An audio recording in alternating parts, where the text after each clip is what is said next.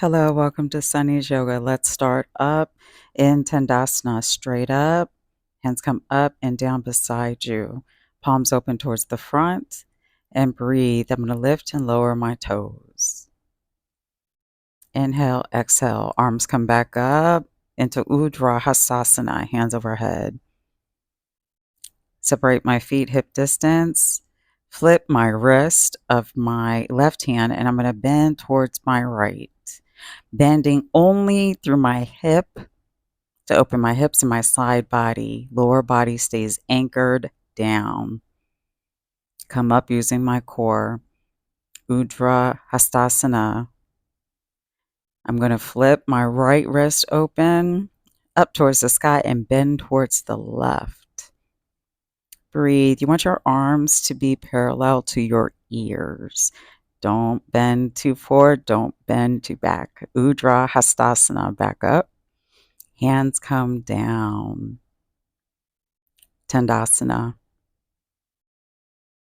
Breathe. I'm going to open my legs into goddess. Go out 45 degrees. Your hips go straight down. I'm going to interlace my hands behind my back. And then I'm going to slowly let my head drop towards gravity. Hands are interlaced and going above my head. This is a deep opening towards your chest. Wonderful for your shoulders. Hands come down to like wide-legged goddess. Forward fold. I'm going to put my right hand in the middle of the mat. Left hand comes up. Now you can either keep it up like I originally did, or you can bind it by grabbing on, twisting and grabbing onto your right upper thigh, opening your chest a little more. Lift back up.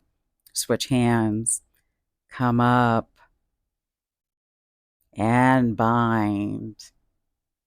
Wonderful chest opener as you open your hips. The lower you drop your bottom straight down, the more your hips will open. No need to go past 90 degrees. Now we're going to drop down into Stendasana. This is a hip opening asana. It's also one that I'm still learning to master through how my body moves through this asana. Because my bent foot should be lowered fully to the ground. My body hasn't figured out exactly how that works for me. So this is Stendasana. Wonderful. Keep your foot flexed. Sit upright. You can put your some weight on your hands. We're going to come back up. Legs go wider for a wide forward fold. Let your elbows bend. Drop your head. Breathe. I'll grab onto the outer part of my ankles. Give myself an opportunity to let my back drop a little more. Moving down into Stendasana. Stendasana. This asana wakes my entire leg up. Yes. Go back on the other side. Stendasana. You definitely want your bent leg to be going out 90 degrees. Come down into tabletop.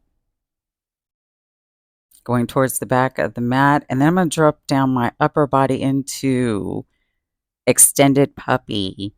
And I'm just going to let my hands relax at the corner of the mat. Dropping my back. I am relieving any tension and allowing my spine to open. My just vertebrae by vertebrae by vertebrae. I'm going to come up a little bit. Hands are going to go up underneath my shoulders. And then I'm going to do thread the needle. Arm up and then down. Going through your shoulder and your ear should be flush to the mat. You want to make sure you're getting a nice opening using your hand that is flush to the mat, holding you up under your shoulder. Arm comes up, hand comes down. To the other side. Now here you can see I adjust a little bit, making sure my shoulder, my ear are flush to the mat. Back part stays 90 degrees. I use my feet to help me stay balanced. The arm that's bent helps me make sure I can get more of an opening. Make sure to breathe in and out of your nose, not in and out of your mouth, in and out of your nose. Breathe and come up, de-thread the needle, hand comes down. Going towards the front of the mat. I'm going to do some foot and ankle work here. Bring my knees hovering off the ground. I'm up on my toes. Yogi hands, mat, and yogi hands flush to the mat. Making sure that I also am gripping the mat. Now I'm going to go back, open my legs on either side so my knees drop open. I'm up on my toes and I'm down on my elbows looking towards the ground using my drishti. Fantastic hip opener. Not an easy one, but fantastic. Legs come together and I'm going to slowly hover my knees again. Drop my head. And go ahead and allow my knees to drop open again.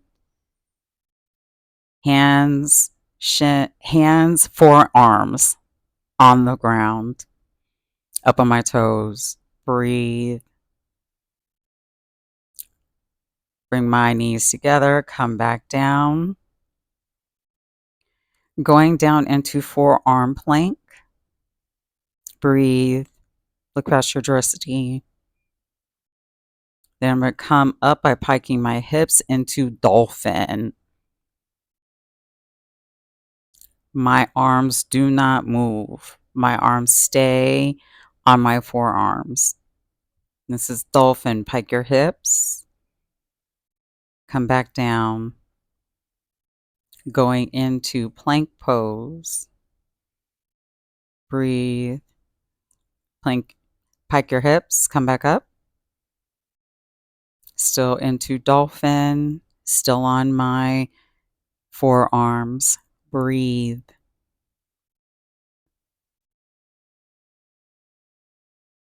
I'm going to slowly come down into wide-legged child's pose. Now I move myself back because I want to make sure that my sits bones resting directly on my heels. My shin is kissing the mat, looking just beyond my hands. Breathing in, breathing out, slowly coming up. Tabletop. Move my legs a little bit back behind. I'm going to drop my hips into a version of upward facing dog. Moving back into child's pose. Forward into upward facing dog. Now I'm going to intentionally exaggerate as I do some hip circles. Tension in your hips can interfere with sleep. It interferes with your daily life. This is my way of working through that to relieve tension. A lot of us hold emotional attention in our hips. Going back, this time I'm going into a more traditional child's pose. Legs together, head kisses mat, hands come beside me. Hands now interlace. I'm going to come into rabbit. I'm on top of the top of my head, hands together, bottom about at a 45-degree angle, and I breathe in and out. In and out. Wonderful for your chest, wonderful for your shoulders. Guide myself back up, hands still interlaced. Take a moment to breathe. Come sitting towards the front, wide-legged seated pose. Arms come up overhead.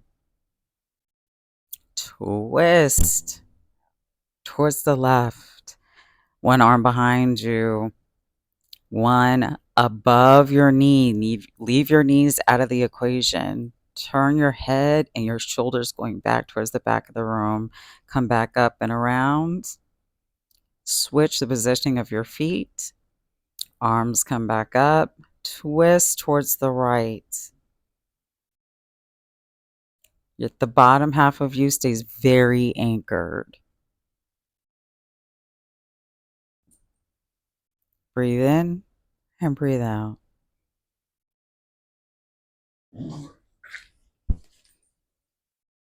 Come back around. Arms come up. Ujjwahastasana. Hands come together and flip outward. Bring them up above your head. Palms facing the ceiling. Then we're going to go ahead and do an extended side stretch. Arm comes down. Head comes above your head. Now with your hips staying anchored, you're getting a nice extension through your side body. Hands come up. I'm going to switch the direction of my feet. Settle and bring myself down to the other side. If you can come down on your forearm, fantastic. The lower you can kind of go, the more of an extension your body will feel. Use your core, come up. Ujjwahastasana. Hands come beside you. Take a beat here. Moving around to the middle of my mat, coming up into kneeling. Now I'm going to make sure that I bend my elbow and my hand rest right below my neck. Now what you want to do is avoid putting pressure on your neck to go back or to go forth. Just making sure your elbow is getting that attention to come further and to release any tension in your shoulders and especially your side neck. Breathe. Bottom part stays anchored. Arms come down. Arms come back up. And now I'm going to bring one arm across my body and cup it with the other elbow. Breathe. Again, the bottom part of your body stays fully anchored and flush to the mat. Let go. Do the same thing on the other side. Breathe. The amount of release that your upper body gets from these types of asanas is amazing. Hands come down. I'm going to bring my hands down, bend them, going out towards 45-degree angle, drop my head, and I actually am bending up from the floor. My knees are not touching the floor. It is my ankles and top part of my feet that are touching the floor. I'm going to slowly come down into traditional child's pose. Roll your shoulders open. Let your body relax. Let gravity do its work. Slowly come up. Come around. We're going to do another twist. So foot is bent. Both feet are bent, but one is up towards the sky. I'm going to turn towards my right, and I'm actually going to loop my arm around my knee, looking towards the back of the room. Back is straight. Make sure your tailbone is flush to the mat on both sides. Turn around. I want to do a counter asana. Balance. Switch my legs around. Yes, switch my legs around.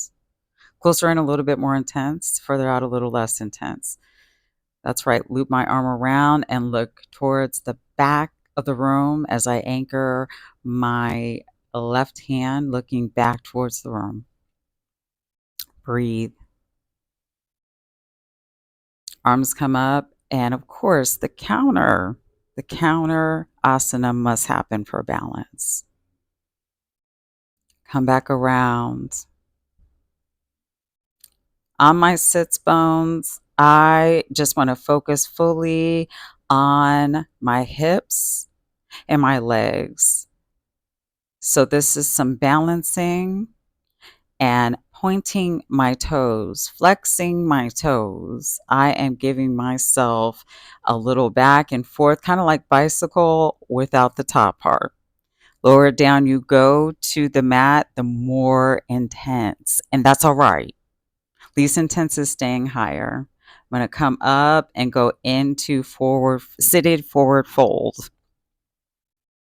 You have a slight bend in your knee if you would like.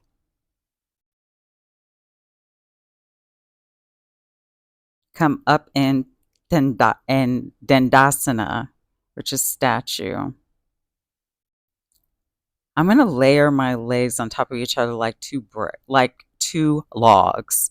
I'm going to come up, extend out of my hips, and I'm just going to bend over my legs. Now for log, it is one leg directly on top of the other leg, and your feet are flexed. They're literally stacked like two logs. This is great for your hips as well. Come up, breathe. Now I'm going to switch the direction of my legs.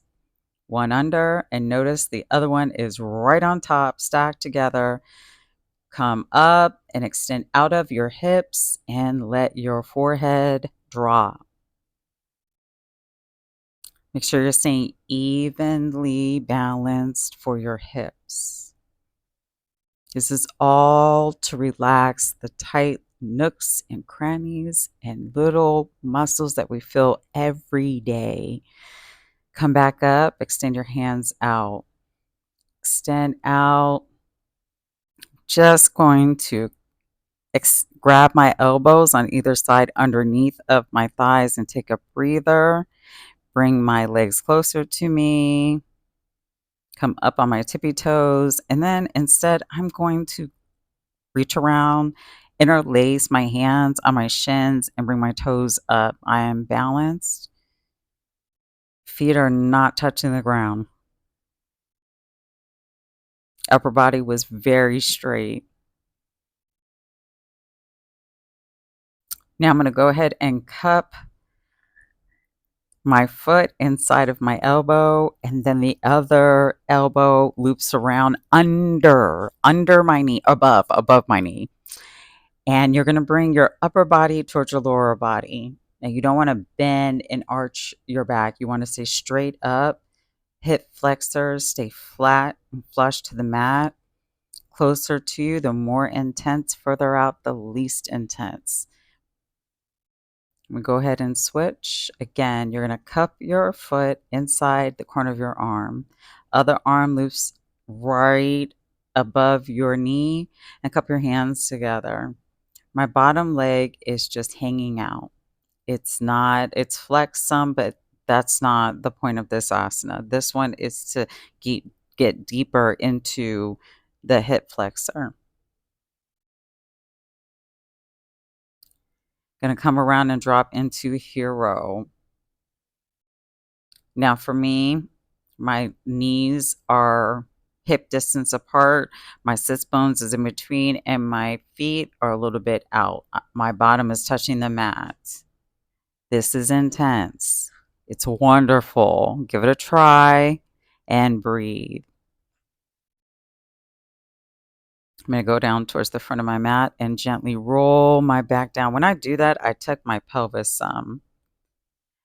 Time for Shavasana. Feet come out, open like a book, relax. Tuck your tailbone to make sure your lower back stays flat to the mat. Tuck your chin to make sure your neck stays flush to the mat.